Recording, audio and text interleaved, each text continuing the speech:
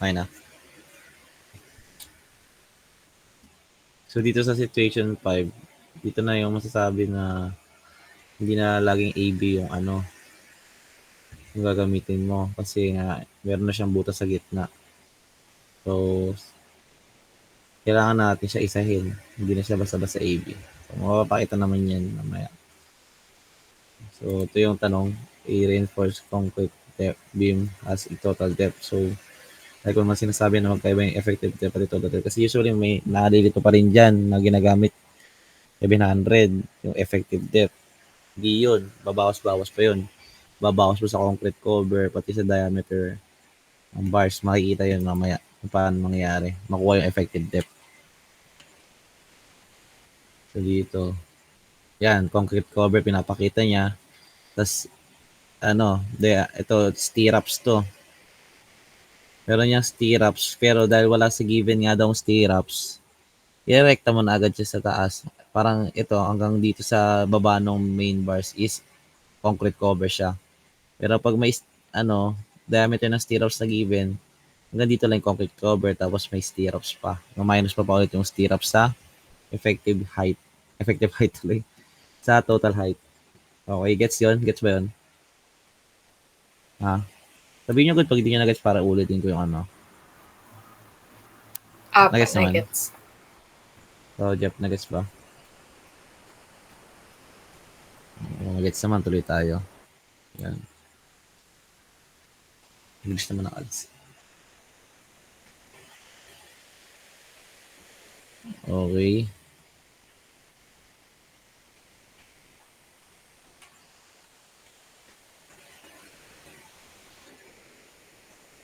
So, area ng unang steel dito sa baba. Sa pangalawa, yan lang yun naman yun, AS1, AS2.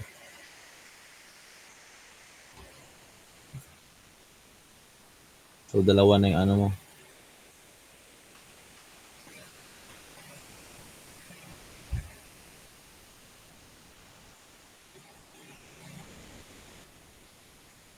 Oo nga, pakinggan nga natin. Hindi ko masyadong explain part na to. Mas maintindihan niya mabuti.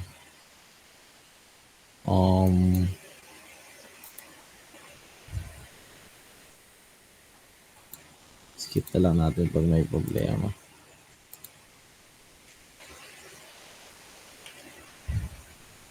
Magaling pa rin yun.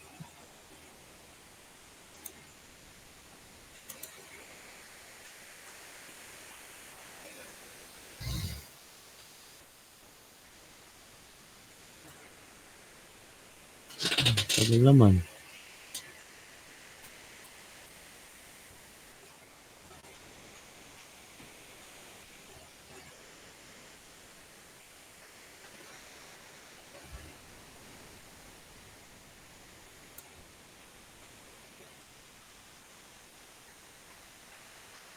TMM, use NSCP 2000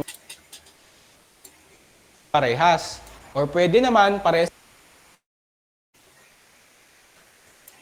S1, sabihin ko dyan, Umpisahan natin para mas mabilis ma-get sa explanation.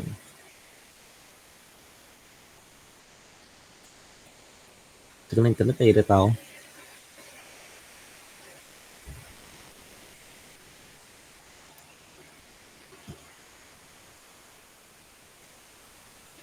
sa ilalim. Tapos naging 14 to kasi kalahati nung 28 mm. Ano kaya yun? Putol-putol. Paano ba magiging approach natin dito? So pag ganito, ganun pa rin naman approach natin. Pero tignan nyo ngayon, dalawa yung layer ng bakal niya tapos binigay niya dito. May distance na 80. Ano ba, kukuhain ko ba to at i-convert ko ba to as isang bilog na lang tapos yun na yung AS ko? So hindi ganun ha. Board exam approach, magkaibang layer yan. Kaya nga may given na distance. Sabihin muna natin, itong taas is AS1 na equal sa pag dalawang 28 mm, 392 pi. Tapos pag tatlo naman, tawagin nating AS2, 588 pi. So anong dahilan dito? Kasi pag mag-ano tayo, di ba, C is equals to T, ano i-assume mo ngayon? Ganito magiging itsura ng strain diagram niya eh. Pag ganito. Tapos dadaan siya sa neutral axis dito. Tapos, ganyan itsura ng strain diagram mo. Ito yung 0.003. Tapos, ito si epsilon S. Pero dahil AS2 to, sabihin natin ES2 to. Tapos, yung katapat niya dito is epsilon S1. So, ano ibig sabihin ko dyan? Kasi maraming senaryo yung pwede mangyari dyan. Halimbawa, pag nag-strain diagram ka, pag maliit yung value ni epsilon S1 tsaka 2, pwedeng hindi sila mag-yield parehas. Or pwede naman, parehas silang malaki, pwede sila parehas mag-yield. Pwede rin na, eto hindi mag-yield si 1, pero si 2 oo. Bakit? Ang formula mo ng strain, di ba ganito? ES is equals to FS over 200,000. Tignan nyo dito yung drawing sa strain diagram. Si ES laging mas maliit kumpara kay ES2. So, pwedeng maliit to na yung FS mo hindi umabot ng yield point. Kay epsilon 2 naman, pwedeng umabot ng yield point. So, assumption natin, ganun pa rin. As usual, pwede natin i-assume na parehas nag-yield. Kasi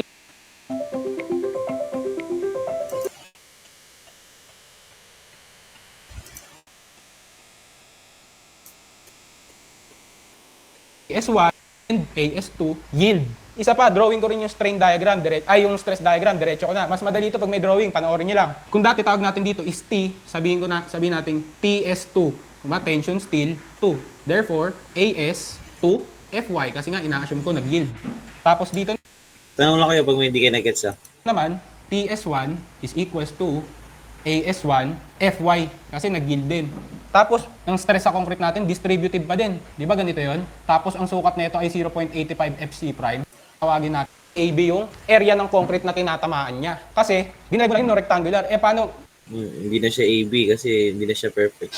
Hindi siya perfect rectangle kaya hindi na siya AB. Sabihin natin, tinapat ko dito. Itong dulo na to ay ang katapat niya dito. Humarang dun sa butas.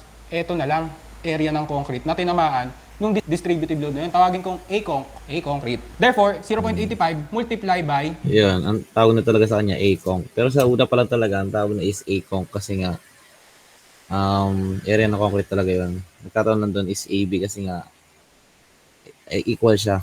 A concrete load. Distance niya galing. Ito, tignan nyo guys, nilagay ko siya dito. Assumption lang ulit to A is greater than 75, pero less than siya pag tinotal mo to. 75 plus 200, 275. Pwede ko rin sabihin na inassume ko, dalawa yung assumption ko, ito. Tsaka sinabi ko na A is less than 275, pero greater than 75. So pag ganyan, ayun, 0.85 FC prime, area, ganyan yung drawing mo. Basta alam Yun, labo na mo kasi. mo yung mga concept, makukuha mo siya. So substitute natin yung mga value, 0. Gets nyo pa naman dito, banda?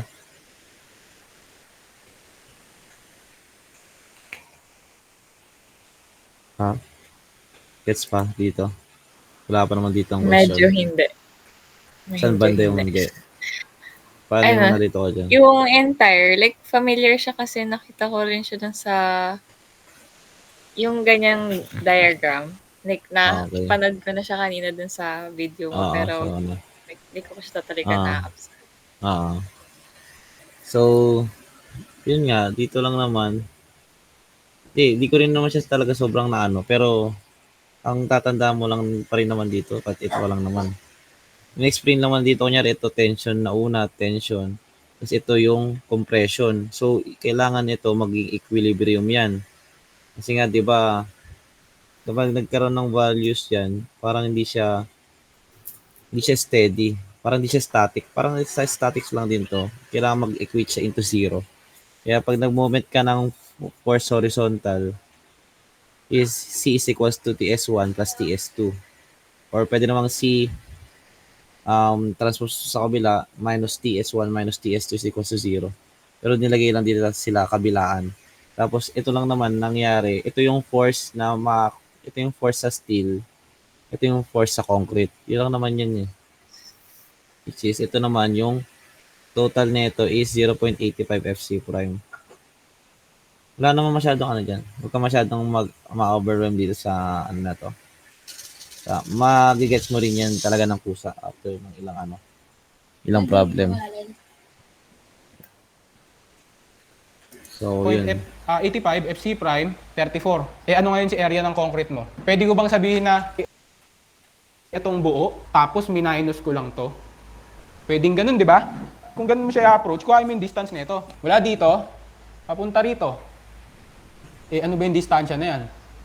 Kung ito si A, ito si 75, di ba? Pwede ko sabihin na A minus 75 itong value na to.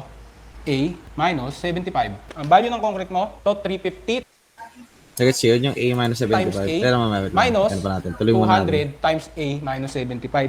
350A minus 200 times A minus 75. Tapos, substitute natin si TS1. Dito na lang. TS1 is AS1 FY 392. Nakuha niyo ba to? Yung 350 A minus 200 times A minus 75. Parang ginawa niya dito is, ito munang 350. Ito, 350. Itong buo na rectangle na yan, minus niya itong butas. Kaya naman ito naging A minus 75. Yung A, itong height na to. Di ba AB lagi yan? Ito yung B. Ito yung B, di ba? Lagi. Tapos ito yung A. Kaso may butas ka nga kasi, ima-minus mo yung butas. So, ima-minus mo to, A minus 75. So, mapupunta na siya dito. Ito na siya yung butas. Kaya nagkaroon dito ng A minus 75. Itong 200, yan lang yan, 200. Kaya 200 times A minus 75. Minus mo na yung butas. So, parang nangyari, yun na yung area concrete mo. Kaya na-derive niya yung values na yun.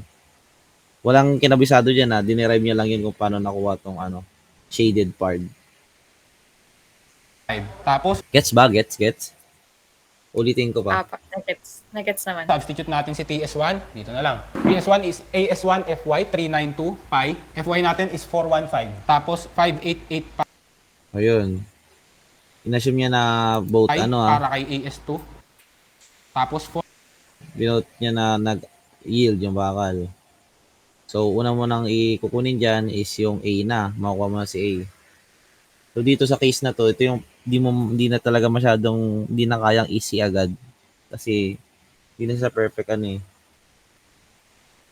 Perfect. Ay, pwede pa rin naman. Kasi gawin mo lang tong A, beta C na agad. Beta C. Nandun pa rin naman pala. Pero nasa inyo na kung saan naka-comfortable. Pag ganito ng mga mahaba, mas maganda sundin yun lang yung pinaka.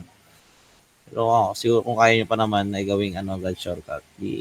Mas maganda kasi yun naman talaga kailangan natin Yun na ginamit na dito, yung 0.85 minus 0.05 FC prime. 0.05 over 7 times FC prime minus 30. Pang 2001 kasi kaya 30. Pero pag ulitin ko lang, pag 2010, 2015, 28 na gagamitin. Makukuha mo yung values ni beta. Para makuha mo na yung values ni C. At ma-check mo na rin kung nag-yield yung bakal. Okay? Yan. Di ba? Kaya napunta na siya ulit sa FS. Feel ko naman kaya nyo naman yan i-shortcut sa C ulit yun Kasi kaya nyo i-shortcut sa C. Pero nagkataon kasi dito, hinahanap yung A. Yun na naman yung cases. Hinahanap yung A. Kaya niya, shortcut agad. Pero kahit hinahanap yung A, hanggang kaya nyo nga ulit i-C bago kayo pa nag-a-assump lang kayo, i-C nyo na kasi pag mali yun, hahanapin nyo pa rin naman yung A. Kahit anong unang, kunyari, kinumpute nyo agad yung A. Kahit kumpitin nyo pa yan agad, pag mali nga yung assumption, uulit at uulitin nyo yan. Kaya, mas maganda kung ma-shortcut nyo na agad sa C. Kasi tignan nyo dito, lalabas niya rin naman yung C pa rin, di ba? So, dalawa. 600D sub 1, which is mula dito sa top fiber, pressure bars is, hanggang dito is, D1 is equals to 546. Paano ito nakuha itong 546? Is, ano nga ba? Ano ba explanation niyo dito? Wait lang, tanong natin. Hindi ko masyadong na 542, 55 plus 200 plus 2 ba nakatapat kay AS2. So ano ba yung value ni D1? 75 plus 200 plus 271. D1 is equals to 546. Tapos, sulat ko Ayun lang pala yun eh. 75, 200, 271. Tapos yung isa naman, plus 80 naman. Kaya nakuha yung sumunod, yung 626. So magkaiba sila, FS1 pati FS2. Yan, sa FS1 yan. So nag-yield na yung bakal sa FS1. Okay siya. So dito, kung nag-yield na yung una, so automatic yun. Yung pangalawa, nag-yield na. Kaya hindi niya na-compute. Pero kung gusto nyo, try nyo pa rin solve. Pero automatic yung nag-yield na. Kasi nag-yield na yun sa pinaka-loob niya eh. So, in short, yung mga assumption mo dito, yung A, C is tama yan. Pero nagkataon lang yan. Eh, paano nga sabi ko sa inyo kung hindi nag-yield yan, di uulitin nyo na naman yung A pati C. Okay? Pero sa totoo lang dito, may case dito na ano eh, hindi siya agad dito pupunta sa kalahati. Nagkataon lang to. Pwede siyang i-assume mo muna, ang in-assume niya agad kasi dito is, yung A is mula 75 hanggang 275. 275. Oo, hanggang dito. Hanggang dito. Pero totoo lang, pwedeng yung ano, yung A natin, hanggang dito lang siya. Di siya lalagpas dito sa butas. May ganung case ha. Di siya lalagpas sa butas. So AB pa rin 'yun. AB pa rin. A tas B. Kasi hindi naman siya lumagpas sa butas. Pero ang mangyayari doon, mamali yung assumption natin. Siguro ang magiging ano natin, values natin doon magiging more than sa 75. Mahirap explain pa yun. May ano kasi doon eh, may example siya noon. Hindi ko pa masyadong ma-explain sa inyo. Pero may example na siya doon na ganun yung mangyayari. Ang una natin i-assume is hindi muna siya lalagpas dito sa irregular shape. Kasi pag dito pa lang siya, regular pa siya eh, sa 75. Naging irregular na siya yung lumagpas siya sa 75, which is may butas na kasi. May ganun siyang case. Tapos nun, ang nangyari, magmamaling assumption mo kung magmo-more than siya sa 75. Tama naman yung assumption mo kung less than siya 75. Katulad dito, di ba napakita niya, nag-assume siya mula 75 hanggang 275. 75 hanggang 275. Yung lumabas na A niya is 194. So, pasok siya sa 75 to 275. Therefore, yung A niya is tama yung assumption. Tama tong assumption niya na to. Tapos, dito naman yung isa pang assumption niya is yung kung nag-yield ba yung bakal. Dalawa assumption niya dito eh. So, mas may elaborate pa yun sa mga next ano niya. Example niya. Tama yung values ng A. So, after nun, proceed ka na sa MN. So, sinasabi niya lang dito kung paano mo makukuha yung moment arm.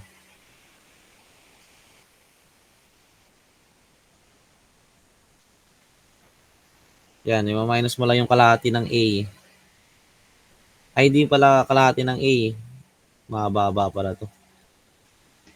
Yun, nag-aano siya. Tawag dito. Nakalimutan ko yung tawag. Pero sinabi niya yan, anong tawag yan. Y-bar. Eh ano ba si Y-bar? Magbabarignon ka. Ano yung barignon? Yun, Varignon's theorem. Ma-encounter nyo yan sa kahit sa steel design RCD. Alam ko, meron na yan sa ano eh. Dati pa lang sa TOS yata or Strema. Sa? Statics meron na. Yun, Varignon's theorem. Dapat alam nyo na yun. Area total, makuha nyo yung distance na Y. Okay? Tapos, ano, unang area, tapos pangalawang area. So, area total, ito yun. Yung rectangle niya, 8 times, ano lang yun? 8 times, ito yun, yung nakuha niya dito, na may value ni A. Kaya nakuha agad yung 44210. Tapos, yun, Y bar. Then, yung unang area niya, na pwede mo magamit, ito. Yung rectangle nga. Kaya naging, wait lang, tingnan natin. Patapusin muna natin siya. Yun, A, ito yung A, times mo sa 350. Nakuha mo na. Tapos kaya ito naging A over 2 kasi kalahati na ito. Diba, ginawa niya mo ng perfect rectangle yan. Tapos yung kalahati ng perfect rectangle, nakuha niya na. Tapos, ma-minus siya dun sa 200. Saan nanggaling yung 200? Ito, hanggang dito. 200 yan. Ito yan, butas na yan, ma-minus na yan.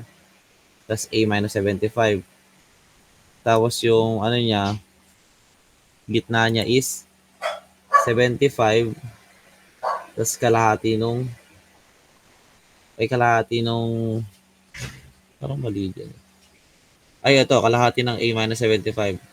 Ito, kalahati ng A minus 75. Nag-guess nyo ba yung ano? Na may idea ba kayo sa Varignons theorem? Mahirap yung pag wala kang idea sa Varignons theorem. Pero sana nag-guess nyo yung ano, paano gamitin yung Varignons theorem. Buong rectangle, tapos yung maliit na rectangle. Ganun pa rin naman yun, minus mo.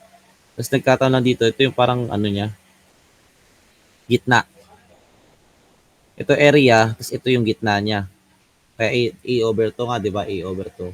Gitna niya. Dito naman, A minus 75 over 2, yung gitna nung butas. Gets ba? Gets? Okay, gets naman. Nice. May iba kasi, ano, kahit yung mga kabatch ko, hindi pa marunong Varignons theorem. Mahirap.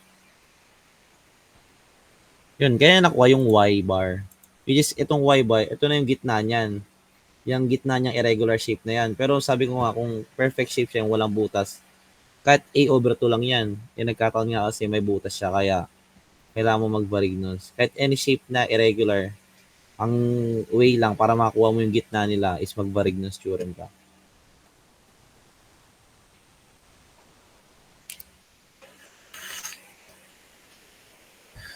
Kung mapapansin nyo doon sa Varignons niya, dito siya nagsimula sa distance mula dito sa taas hanggang pababa. Kasi nga nandito mapapansin nyo dito, yung Y bar niya mula dito sa taas pababa. Nagigets nyo? Sana gets nyo yun. So yun na, nag-moment na siya, moment arm. Dito siya nag-moment sa tension side ba? Oh, sa tension side siya nag-moment. Ay, hindi, sa compression. Dito siya nag-moment. Kaya nakuha yung MN. Ito yung MN clockwise, kaya positive MN. Kaya naman ito negative TS1 kasi dito, yan, yung moment arm niya, D minus Y bar times TS1. Pa-counterclockwise siya. Kung dito ka magmo-moment sa sa compression side, pa-counterclockwise. Tas minus TS2 times D, ito naman yun, D sub 2 minus Y bar. Yan, pa-counterclockwise ulit yan. Okay? Yun, nililipat na si MN. Di ba? Parang lang yan, statics. Mapapansin nyo na yan. Diyan na lumalabas yung mga statics na yan. Yung na-review nyo. Tapos yun lang, sinulat niya lang yung mga values na ito. Lalabas na si MN, which is 660. Okay. Tapos, yung 2010, 2015, ito lang yung naiba. Yung FC prime magiging 28 to. Tapos, magpapalit-palit na. Tapos, sinorkat niya na dyan eh. Nakuha niya na yung C dyan. Tapos, yung values niya, yan, ito na yung C. Parang sinasabi, ito, binigyan niya na agad yung values, pero ginawa niya, dito ko lang magpapalit si 28. Magpapalit si beta, magpapalit si C, magpapalit si FS1, FS2, which is ito na yung values niya. Yun, transition region tawag sa kanya kasi, hindi siya lumagpas sa FY. Ay, lumagpas siya sa FY, pero hindi siya lumagpas sa 1,000. Kaya, yan, ito na yung values na yun. Pag di si FS, hindi siya lumagpas sa 1,000, pero lumagpas siya kay FY. Ito yung gagamitin mo, which is ang tawag sa kanya, transition region. Okay. May value ka na FS, may value ka na FY.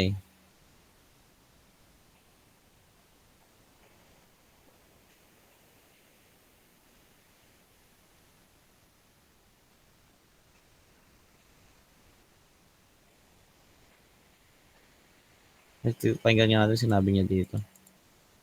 Pag masyado kasi kaya yung FS yung mag-govern dyan si FS1. Sa tingin ko dahil ganito, kunwari, ang na-compute lang natin na FS1, govern pero question mark kasi di ka sure. Kunwari lang, example, FS1 na lumabas is 900. Tapos, si FS2 lumabas ay, kunwari lang, 1,200. Di ba pag FS2 yung ginamit mong FS dito, lumagpas ng 1,000. Therefore, reduction factor mo is 0.9. Ano ba ibig sabihin pag 0.9 yung reduction factor mo? Ginagamit mo is 90% yung lakas ng beam. Ito yung ginamit mong power niya. Pag dito naman, for sure, phi mo is less than 0.9 kasi transition region ka. Kung makikita niyo sa drawing, mas pababa yung ano mo, reduction factor mo. Ano ibig sabihin nun? Pag FS2 pala ginamit mo, sinasagad mo yung beam mo. Sige, patungan mo pa ng load dyan. Kaya niyan. Kaya ko lang is less than is FS1. Pero, siyempre, so, ito na, may sagot na tayo. Si Yun yung in-explain niya na nga sabi ko sa inyo sa pagdi-design, parang pagdi-design lang, no? Na mas gamitin nyo, mas less than 0.9 kasi parang pinapakita nyo na binabawasan nyo pa yung load ng mas malaki pa. Hindi lang, kasi pag 0.9, parang yun nga, 90% ng power nyo yung pinapagamit nyo. E pag 0.65, hindi 65% lang ng power yung gagamitin. So, doon tayo sa laging mas safe, sa mas mababa yung load na bubuhatin ng beam natin. Kasi nga, gusto natin safe lagi. A is 194, tsaka MN is 660. Doubly reinforced. Gets ba? Gets. Ano ko na to, last problem ko na to. Gets ba? Ah, gets na. Uy, nice one. Sige, ano na, okay na yan, Jeff.